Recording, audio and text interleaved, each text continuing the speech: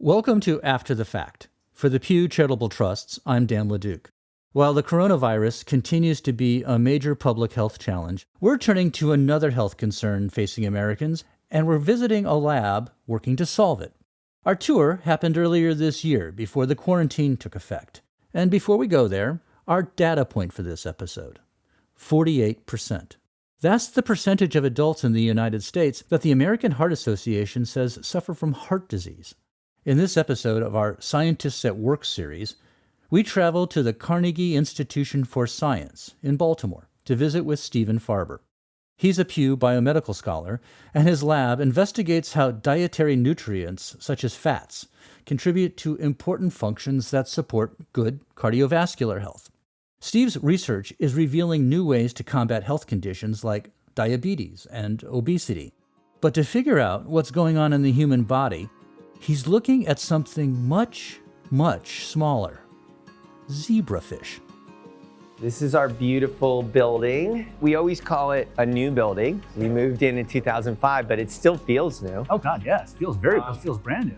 So we're gonna go down to the Zebrafish Facility. This is a state-of-the-art facility that can handle upwards of 80,000 fish. I can smell aquarium all around me, and I see row after row with lots and lots of tanks. So wait, what do zebrafish have to do with human health? Before answering my question, Steve wanted me to have a close look at these tiny fish under a microscope. If you look in there, it's sitting on its side, but you'll see the heart beating, it's moving. Oh, wow. And since the fish are optically clear, we can see right into their bodies and ask a whole range of questions not possible in other systems. These tiny see-through zebrafish actually have a very similar genome to humans. And Steve and his team believes that watching how zebrafish respond to fats, known as lipids, could save lives by aiding in the development of new treatments for heart disease. Set the stage for us on the research you do today and how people have changed over time. I'll start out and say that I'm not directly an evolutionary biologist, but in thinking about human disease today, we often use the term environmental mismatch. And what that means is humans have evolved on this planet for a really long time. And through much of that evolution, they had nutrients and food sources that were different than the modern industrial food system. And we refer to the problems we face now as an environmental mismatch. And what I mean is that, say, not that long ago in Africa, we were wandering around, hunter-gatherers, and it might be many days before we could successfully kill some big game. And you involve ways to manage these periods of feasting and the periods of famine. Now, in just a very short window of time, we have constant food. And so genes that evolved to actually make you very thrifty with your calories, that made you very efficient to deliver those calories to your body and store all those, actually become liabilities, in that people with some of those genes broken are actually better off and more healthy than the people who have the gene today. There's huge genetic variance. There's huge things we cannot explain why some folks are just seemingly resistant to these effects and others are not. Nor do we fully understand the kind of diets we should have. There's been a lot of contradictory advice given to people over the years, such that most folks don't know who to believe. So I think there's just a huge knowledge gap in this space that has a profound impact on human health. So our hope is to use the zebrafish model to fill in some of those knowledge gaps. I just want to go back to the beginning, really more for you as a scientist. Back in the day, as in graduate school, and said, I want to do this. I think there are scientists' journeys that are very linear. Mine was very non-linear. So I have this crazy background: engineer, policy, technology policy. I don't think my outreach activities would have been as successful if I had formal training in that space. But my interest got me into lipids in the brain. The brain has a lot of lipids. Tell people what a lipid is.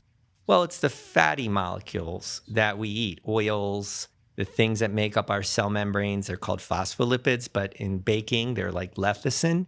These lipids are key to making up all our cells. And it just goes to show you, I happened to be reading Science Magazine, trying to figure out what I was going to do as a postdoc. And I saw an article that said zebrafish hits the big time. And one of my advisors said, you should think a little about the zebrafish. It's an up and coming system. And this was in 1995. And it seemed to intrigue me because I thought I could study biochemistry and biochemical processes in vivo. That I appreciated right at the beginning. I could study them in vivo because I could look through their bodies. Well, you're very much a scientist that goes beyond just knowledge for the sake of knowledge. You are a scientist that has always sought to apply knowledge that you learn immediately. When you're an engineer, there aren't that many scientist engineers, but you tend to like tools. And I'm like one of the people, like you'll come to my lab and a piece of equipment breaks. A lot of biologists are not the types that'll take it apart and fix it. Like I fix equipment in my lab. That's my favorite avoidance behavior. To not write a grant, I'd fix a centrifuge. And I teach people in my lab, we fix stuff because I can't stand throwing all this good technology into a landfill. So tell us why the zebrafish is such an important, the zebrafish is one of your tools. Just to set it up, I mean, people have questioned me. Even my former president of this institution said to me, Steve, there's like 200,000 papers on lipoproteins, bad cholesterol. Every medical school has somebody working on this. What can a lab of 12 people do in this space? And I love a question like that because I know why it is, because there are many, many knowledge gaps into why cardiovascular disease happens, how it starts. Why do you get insulin resistance? Why do people get adult onset diabetes? There are so many questions.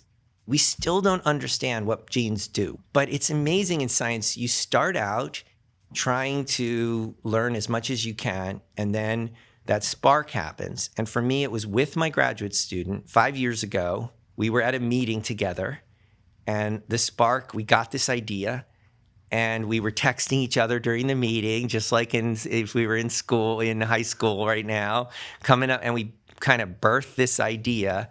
And it was just so much fun with that graduate student, James Thier, he's fearless, and he just thought this is a wacky idea, but we should do it. And he executed it so amazingly, and it started this entire new direction for me.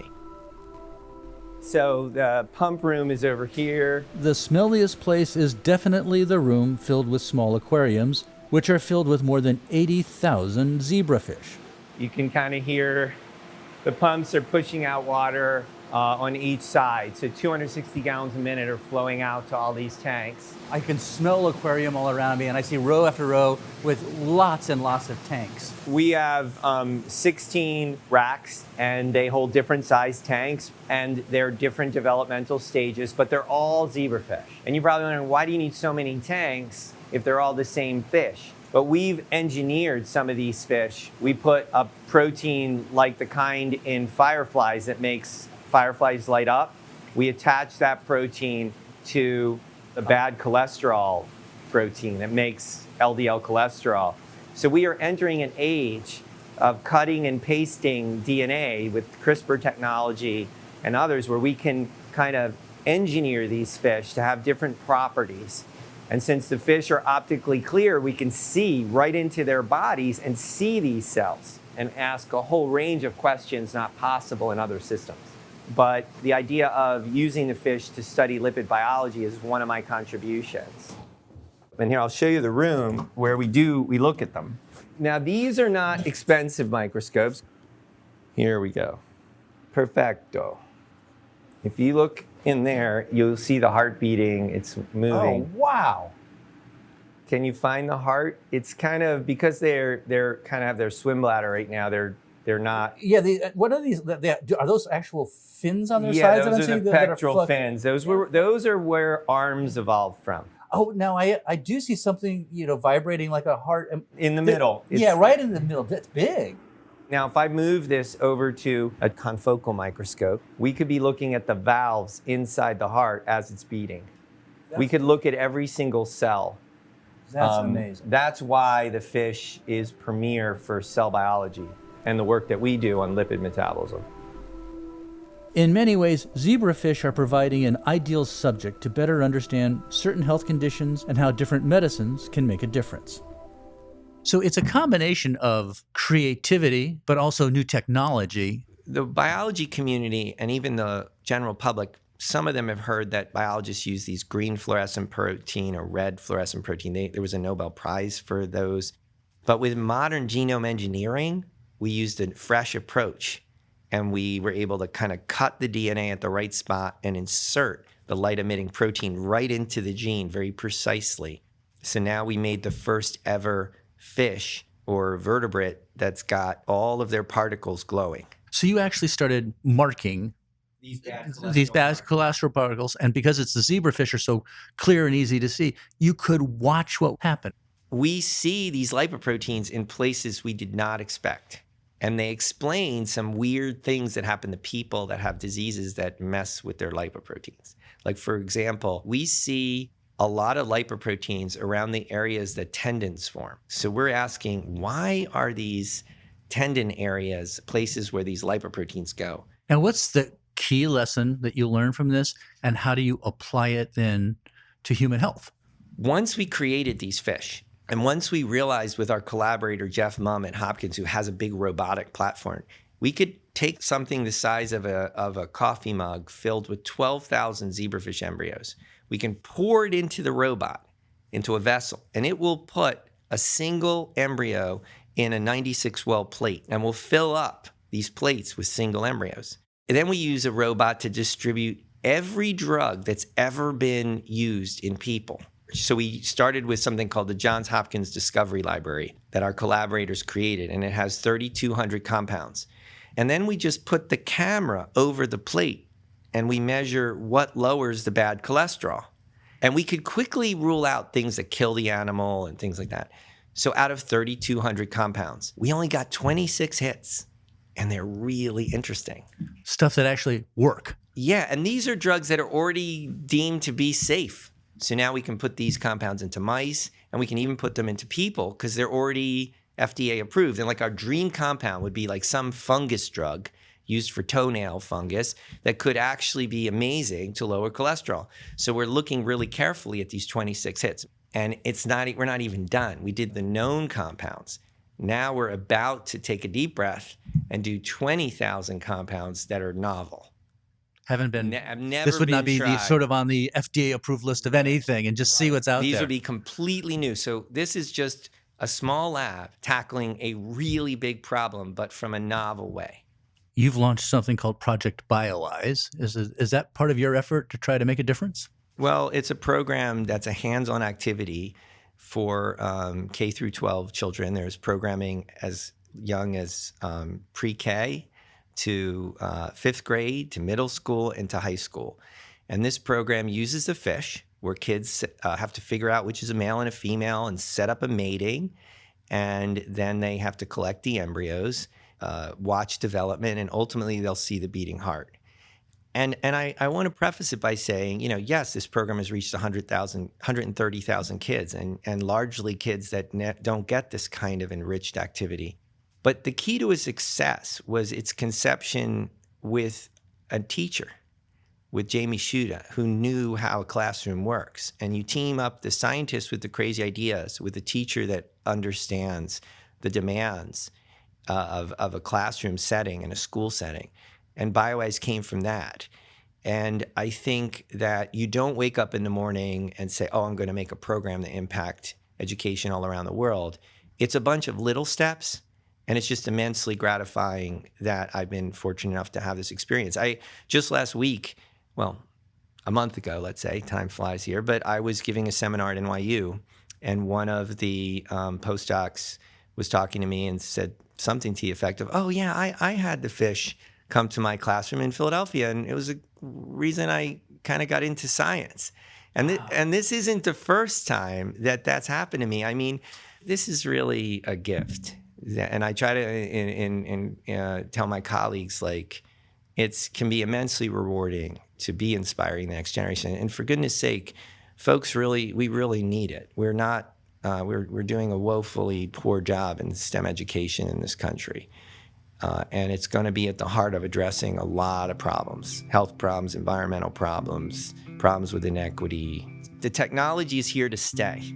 So you either have a populace that's trained to think about big data, that think critically, or you don't. And I think it's going to be at the heart of how well we're going to do as a country and as a world.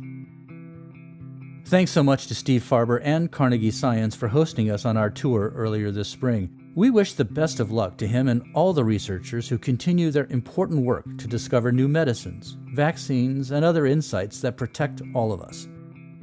To learn more about Steve's work and see images from his lab, visit us at pewtrust.org/afterthefact.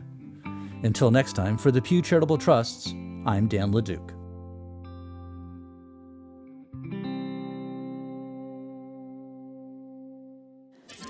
After the Fact is produced by the Pew Charitable Trusts.